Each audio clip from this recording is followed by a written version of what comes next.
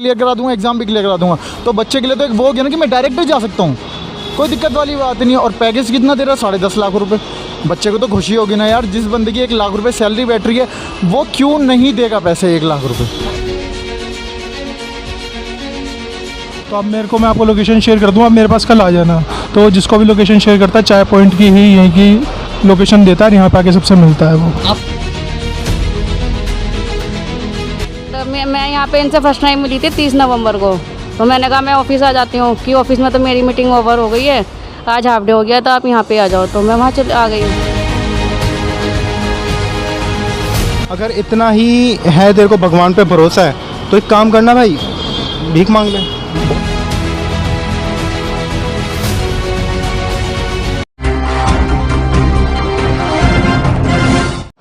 दोस्तों मैं ये बताना चाहता हूँ कि यही वो चाय पॉइंट है जेसीपी में, जहाँ वो सबको बुलाता था, यहाँ बैठता था, मीटिंग करता था। इसी को उसने अपना ऑफिस बना रखा था। ये बच्चे, कुछ बच्चे मेरे साथ हैं, इनसे बात करेंगे वो कैसे बुलाता था, क्या कहता था, कैसे वो कन्विंस करता था, क्या कन्विंसिंग पावर थी कि बच्चों ने लाखों रुपए उसे दे दिए दूरदर्शन के नाम पे। चलो सब बच्चों से बात करते हैं। हाँ जी सर, आप मतलब कैसे चाय पॉइंट पे क्या कन्विंसिंग पावर थी? पहले हमने जब उसने हमसे पैसे मांगे थे तो हमने उसे पैसे तो ट्रांसफ़र कर दिए थे, बट मैंने उससे एक बात बोलती कि सर एक बार मैं आपसे मिलना चाहता हूँ कि भाई अभी तक तो कॉल पे ही बात हुई है, हम कभी मिले नहीं हैं। तो उसने मेरे से कहा कि मैं मिलने में ही ज़्यादा प्रेफर करता हूँ। तो अब मेरे को, मैं आपको लोकेशन शेयर कर दूँ, आप मेरे पास कल आ जाना। तो जिसको भी लोकेशन शेयर करता है, चाय पॉइंट की ही यहीं की लोकेशन देता है, यहाँ पे आके सबसे मिलता है वो। आप लोगों ने पूछा नहीं आपका ऑफिस नहीं है क्या सर? ये चीज़ ध्यान में नहीं रही हमारे। हमें ये था कि वो घर पे बुलाएगा, उसने कहा था कि मेरा घर जहाँ पे है सीपी में ही है और मैं आपको लोकेशन शेयर कर दूँगा, वहाँ पे आ जाना। बट जब हमारे पास लोकेशन आई तो वो यहाँ की आई थी, तो वो मैं यहाँ पे मिल गया था। तो फिर अच्छा, हाँ जी, हाँ जी। वो थोड़ा सा प्रोफेशनली अपने आप को दिखाना चाह रहा था कि मैं थोड़ा प्रोफेशनल हूँ, यहाँ मिलता हूँ, थोड़ा अपने मतलब दिखाना चाह रहा था कि हाँ ये काम सही है, फिर तुमको थोड़ा खिलाएगा पिलाएगा, कि हाँ कन्विंसिंग हो जाए, कन्विंस हो जाए, और थोड़ा बात वैसे करना कि डिवोशनली रिलीजियस वे में बात करना। क्या रिलीजियस क्या मतलब दिखा था? हिंदुइज्म पे कि मैं, हाँ कि मतलब लाइक मैं इनको मानता हूँ, बालाजी हाँ जिसको भी मानता है वो, बाके बिहारी को मानता है, जो भी है उसको भगवान का नाम ले लेके आप? हाँ भगवान के नाम पे ले लेके, और ये तक भी कहता था कि मेरे अंदर वो आते हैं, बाबा आते हैं, बाबा जी आते हैं, तो ये सब लेता था। अच्छा हाँ मैम, आपको चाय पॉइंट बुलाता था ऐसे, मतलब क्या कालका आती थी उसके अंदर? खालगा नहीं सर, मेरे को बाकी भेज जाता कि मैं गद्दी लेता हूँ, फ़ोन तोड़ देता हूँ, गाड़ी टूट गई। एंड मैं यहाँ पे इनसे फर्स्ट टाइम मिली थी 30 नवंबर को। तो मैंने कहा मैं ऑफिस आ जाती हूँ कि ऑफिस में तो मेरी मीटिंग ओवर हो गई है, आज हाफ डे हो गया, तो आप यहाँ पे आ जाओ। तो मैं वहाँ आ गई। क्या नाम है उसका? ये चाय पॉइंट ही। नहीं, उस बंदे का क्या नाम बताया आपने? दीपिका और मैं दोनों ही आए थे। और पंकज गुप्ता? हाँ, पंकज गुप्ता से मिलने आए थे। कैसे प्रोफेशनली कैसे दिखता था वो दिखने में? मतलब पर्सनली अच्छे थे, मतलब ऐसे जेन्युइन ही लगते थे, फ्रॉड नहीं थे, एंड प्रॉपर टाइम देते थे। मेन ये था कि अगर हम आ रहे हैं तो सिर्फ हमसे ही बात करनी है, सारा वर्क से रिलेटेड ही बताना कि ये होगा वैसे होगा, पर ऐसा कुछ था ही नहीं है।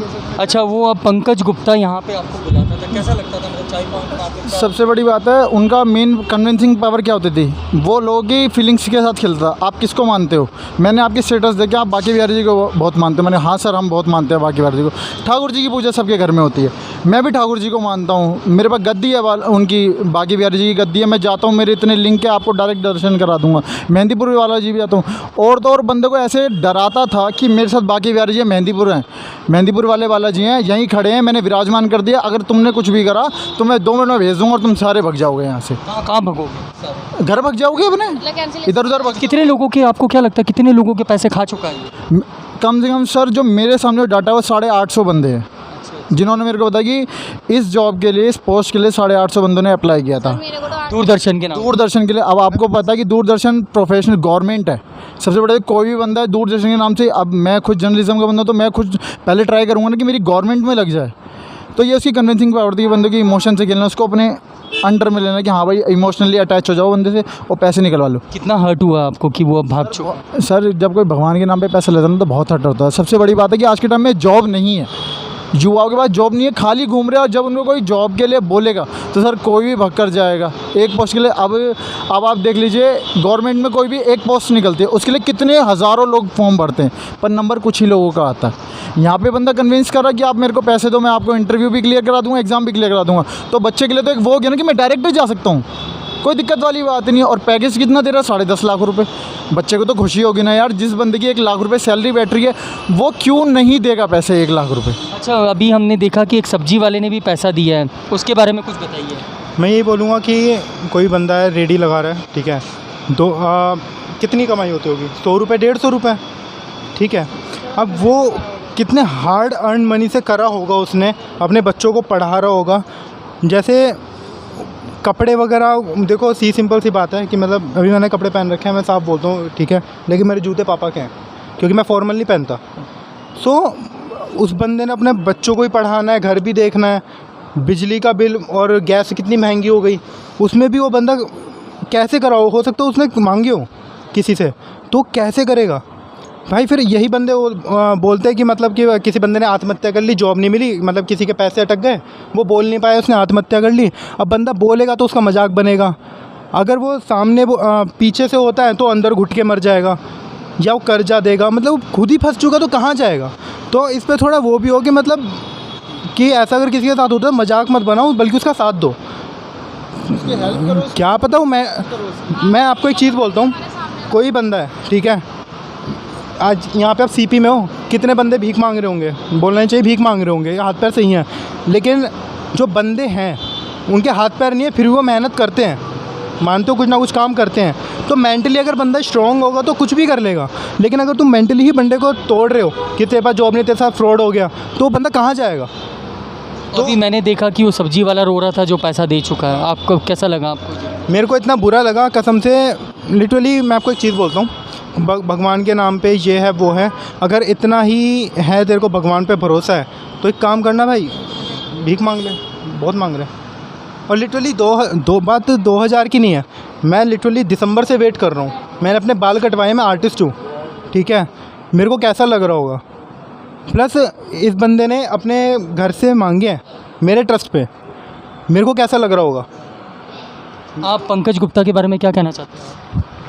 मैं तो ये कहूँगा फुल्ली फ्रॉड है वो, ठीक है। वो मिल जाता है पुलिस को, जैसे तो पुलिस को मिल ही जाएगा 2-4 दिन 5 दिन में, कहीं भी भागे हो। कहूँगा जितने बच्चों का पैसा गया है उसको पुलिस उसका पैसा दिलवाए, ठीक है। और मैं तो कहूँगा उसको परमानेंटली जेल में बंद कर दे, ठीक है, कि वो आगे किसी और के साथ स्कैम कर ही ना पाए। अच्छा, मैंने सुना उसके घर पे भी लोग गए, घर वालों का क्या रिएक्शन था? घर वालों ने ये बोला है कि उसने यहाँ से पहले भोपाल में भी एक स्कैम करा था इस टाइप का, तो उसके घर वाले से थोड़ा समझा के लिए आए थे कि अब मत करियो, पर अब उन्हें ये इस बारे में कुछ नहीं बताता, और सबसे उसने झूठ बोला था कि मेरी अब शादी है और सब आना, और क्या कहते हैं, मैं अब 25 तारीख को मैं बाहर जा रहा हूँ USA, मदर का ऑपरेशन है हार्ट का, कि उसके लिए जाना मुझे। बट ऐसा वहाँ पे कुछ नहीं है, घर पे जाके ऐसा पता लगा है कि ये सब फ्रॉड है, कि उसकी मदर का कोई ऑपरेशन नहीं है, ये सब उसने झूठ बोल रखा था। सब सुनने में आई थी कि एक और जगह, जैसे दिल्ली है, ये दिल्ली में एक और मतलब कोई और जगह भी थी, कोई और स्टेट है, वहाँ से भी उसने स्कैम करके और फिर दिल्ली में स्कैम किया उसने, और अब कहीं और वो शिकार ढूंढने का जो बच्चों को करेगा कि अच्छा, उसकी आदत हो गई है। हाँ ये सर मैं एक चीज़ बोलता हूँ, ठीक है, थोड़ा लॉजिकली सोचना। अभी हम कहाँ मंडी हाउस में हम आप रिपोर्टिंग करते हैं, मुझे नहीं पता किसने बुलाया आपको, ठीक है, बट मैं एक चीज़ बोलता हूँ कि अगर दिल्ली में इतने बंदे थे, बाहर से बंदे आए हुए थे, कोई आसाम से, कोई कहीं से, तो पूरे ऑल ओवर इंडिया में देखो ना कि क्या पता उसने वहाँ भी कर रखा हो। हाँ, कितने सारे दूरदर्शन के ब्रांचेस हैं। लोग तो हार मान के चले गए ना, अब फिर यूथ ही अंदर से मर जाएगा फ्रॉड के चक्कर में, तो भाई वो बंदा आगे क्या करेगा? लोग टूट गए भाई, अंदर से टूट गए, घर की रिस्पॉन्सिबिलिटी है, सब कुछ है। अब जैसे मेरे साथ हुआ है, ठीक है, मेरे पैसे का मुझे दुख है, ठीक है, लेकिन हम बंदे घर पे जाके क्या चारा दिखाएंगे, फ्रॉड हो गया।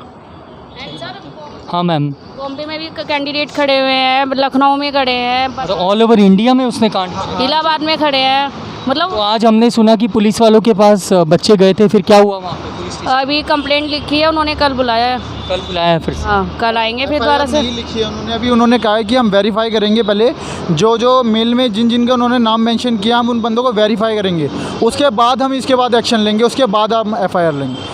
मेरा कहना यही है कि ऐसे लोगों को पकड़ा जाए जल्दी से जल्दी, क्योंकि आज तो हम फंसे हैं, ऐसे बहुत भोले लोग हैं जिनको वो फांस रहा है। अब जैसे मैडम ने बताया कि 4 स्टेट में बंदे लखनऊ में वेट कर रहे हैं उसका, बॉम्बे में वेट कर रहे हैं उसका, वो भी तो एक आस लेकर बैठे हैं कि हाँ भाई वो आएंगे, हमें जॉब दिलवाएंगे।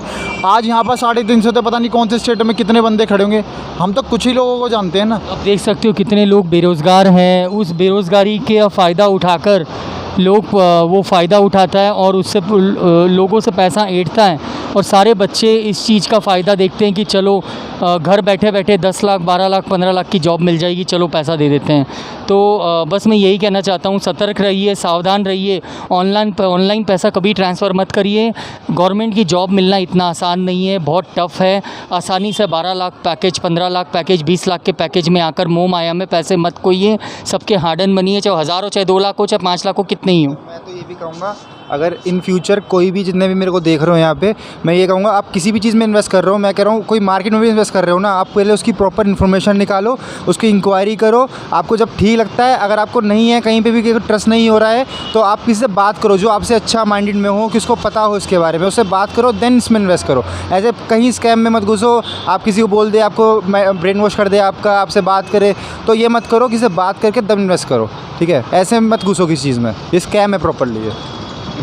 तो दोस्तों देखा आपने, बने रहिए युवा की आवाज़ के साथ और ज़्यादा से ज़्यादा शेयर करिए, सब्सक्राइब करिए, इसको वायरल करिए और उस बंदे को, पंकज गुप्ता नाम के बंदे को पकड़ाइए जो कि इन बच्चों के पैसे वापस दें। इन हज़ारों बच्चे जो बच्चे फंसे हैं, इनके पैसे, इनको इनके मेहनत के पैसे, इनके परिवार के पैसे, इनके घर वालों के पैसे वापस दिलाइए। मैं सरकार से यही गुहार करता हूँ। धन्यवाद।